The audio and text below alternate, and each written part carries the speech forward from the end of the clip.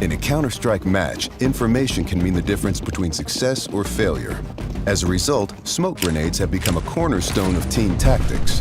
With Counter-Strike 2's new game engine, we've evolved smokes and made them dynamic. Smoke grenades now create volumetric 3D objects that live in the world. Now, not only do all players see the same smoke regardless of position, but the smoke can interact with the environment in interesting ways.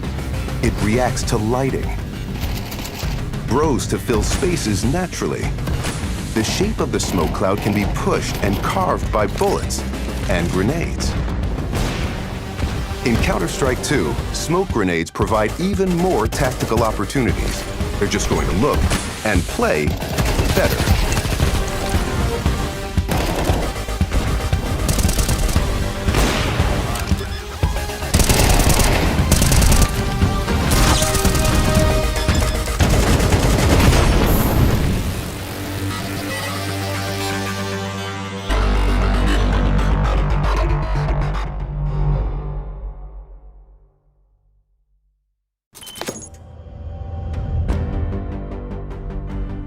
With over 20 years of history, maps are a fundamental pillar of Counter-Strike.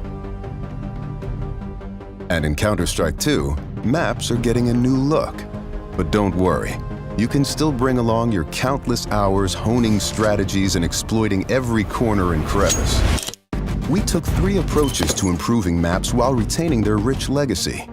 First, there are touchstone maps. Classic maps with solid foundations that players can use to evaluate gameplay changes from CSGO to Counter-Strike 2. These have improvements to lighting and character read, but otherwise haven't been changed. Next, we have upgrades. These are maps that use new Source 2 lighting, including a physically based rendering system that produces realistic materials, lighting, and reflections. And finally, overhauls. The oldest maps have been fully rebuilt from the ground up, leveraging all of the Source 2 tools and rendering features. These tools will be available for community map makers to make it easier to build, experiment, and iterate. With upgrades to lighting, player read, and materials in Counter-Strike 2, even the familiar will feel brand new.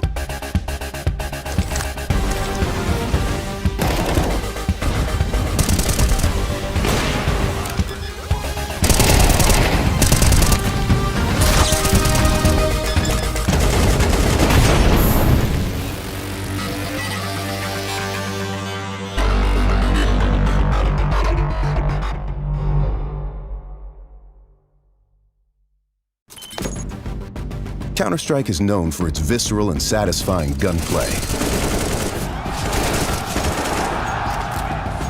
Now, firing a weapon looks pretty simple. You click your mouse, your character shoots, your target takes damage.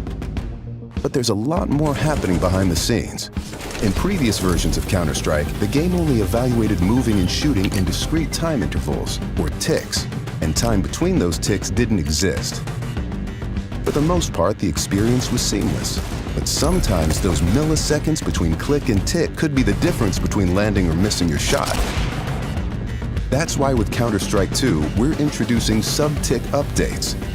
Now the tick rate no longer matters for moving and shooting, so the server will know the exact moment you fired your shot, jumped your jump, or peeked your peek, and the server will calculate your precise actions between ticks. So what you see is what you get.